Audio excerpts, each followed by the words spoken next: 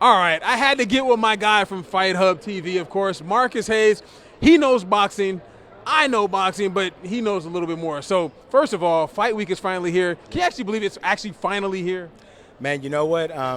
From everything that we've been through with the speculation, with the fights on, the fights off, back and forth to back and forth, yes, I can finally believe that it is here, man, with all the private text messages that we've been getting under the underswells of boxing.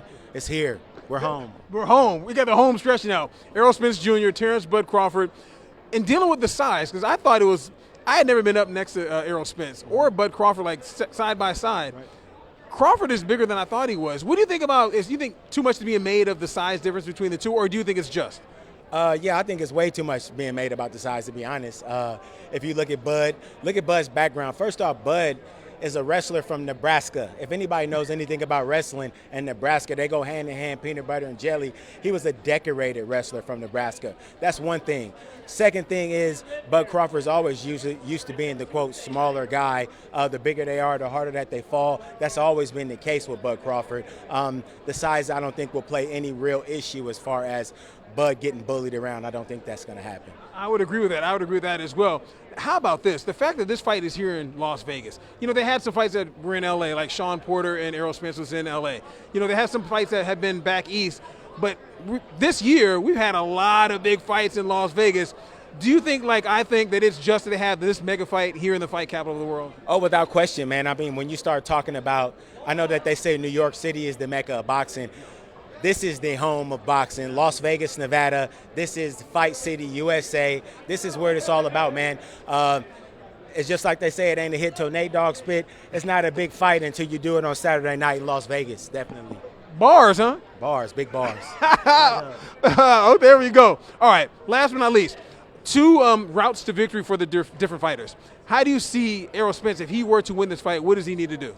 The biggest thing that Errol Spence Jr. would need to do first is Errol Spence Jr. would need to establish his jab, and I mean a big-time authoritative jab, and not only establish the jab, that jab has to be effective. That jab has to swell the eyes, like George Foreman says. A jab is intended to swell the eyes, to distract the opponent, to discourage the morale.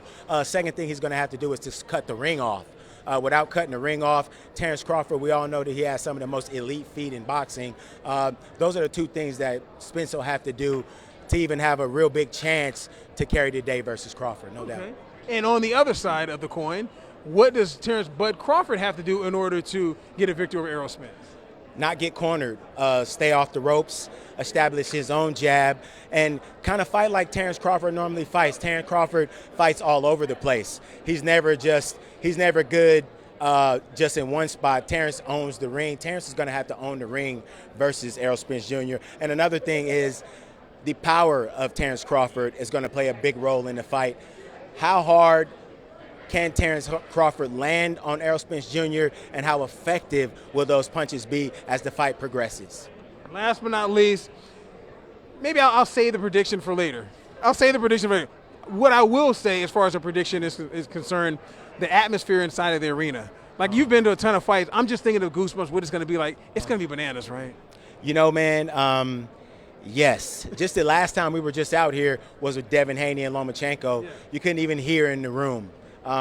With a fight this anticipated, with this much fever and force behind it, I don't know, man. I think the roof might get blown off the place. All the general contractors in Las Vegas, you might be looking for some work on Sunday morning, no doubt.